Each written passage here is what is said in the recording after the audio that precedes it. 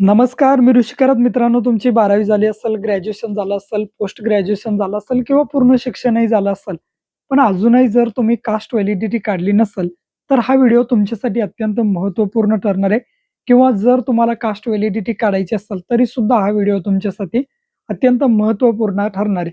बघा कशाप्रकारे. आता सर्वप्रथम एक गोष्ट लक्षात घ्या, जर तुम्ही 11वी किंवा 12वी सायन्सला जर असाल, तर तुम्ही डायरेक्टली कास्ट व्हॅलिडिटी काढू शकता. त्यासाठी तुम्हाला काहीही करण्याची गरज नाही. काय करायचंय, तुमच्या कॉलेजमधून फॉर्म नंबर 15 घ्यायचा आहे आणि तो तुम्हाला काय करायचा आहे, तुमच्या ॲप्लिकेशन फॉर्मला जो ऑनलाईन भरतोय आपण, त्याला जोडून द्यायचा. आता तो फॉर्म कशा पद्धतीने भरायचा आहे, त्याच्या व्हिडिओची लिंक व्हिडिओच्या डिस्क्रिप्शन बॉक्समध्ये दिली. तो व्हिडिओ बघून तुम्ही तुमचा फॉर्म भरू शकता. आता हे झालं 11वी-12वी सायन्सला जे विद्यार्थी असतील त्याचं.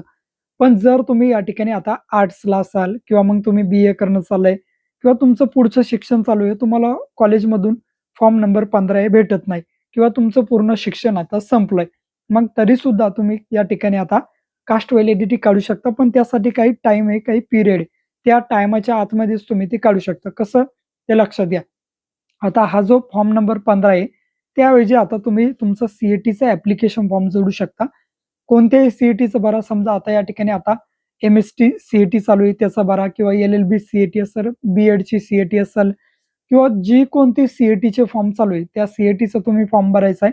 त्याचं पेमेंट सहित भरायचं. विदाऊट पेमेंट ठेवायचं नाहीये. काय करायचंय? पूर्ण फॉर्म भरायचा आहे व्यवस्थित, त्याचं पेमेंट करून द्यायचं आहे आणि तो फॉर्म तुम्हाला फॉर्म नंबर 15 या ऐवजी जोडायचा आहे.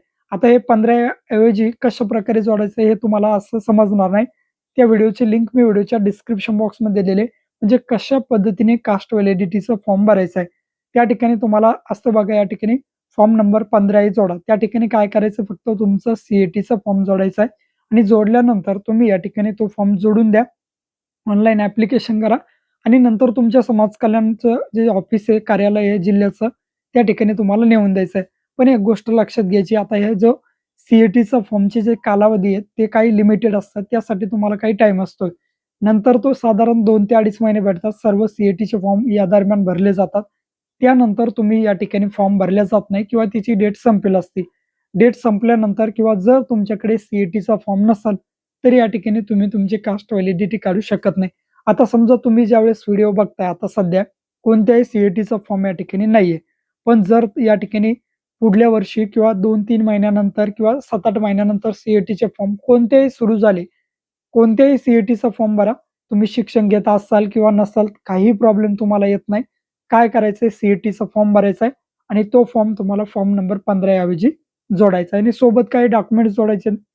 डॉक्युमेंटमध्ये काय, तुमचं आधार कार्ड, तुमच्या वडिलांचं आधार कार्ड, तुमची टी-सी, तुमचे निर्गम उतारे 4थीचा असाल, 7वीचा असाल, 10वीचा असाल, तुमच्या वडिलांची टी-सी किंवा त्यांचे पुन्हा परत निर्गम उतारे मग 4थीचा असेल, जे काही त्यांचं शिक्षण झालं असेल, तुमच्या वडिलांचं शिक्षण प्रायमरी असेल किंवा तर प्रायमरी त्या प्राथमिकात असेल तर, जर त्यांचं कॉलेज एज्युकेशन झालं असेल त्याचे सुद्धा निर्गम उतारे जोडायचे. जेवढे जास्तीत जास्त निर्गम उतारे जोडता येईल तेवढे जोडायचे. ते ओरिजिनल ठेवायचे आणि ते निर्गम उतारेची पी-डी-एफ मी व्हिडिओच्या डिस्क्रिप्शन बॉक्समध्ये देईन. तो निर्गम उतारा तुम्ही त्यांच्याकडून तुमच्या शाळेतून तुम्हाला तो भेटत असतो. तुमचं जे ते शिक्षण झालंय त्या ठिकाणाहून तुम्हाला तुमचा निर्गम उतारा भेटेल. आता समजा जर तुमच्या आजोबाचं या ठिकाणी समजा प्रायमरी झालंय किंवा या ठिकाणी सेकंडरी झालंय, तुमचं आजोबाचं प्राथमिक शिक्षण झालंय.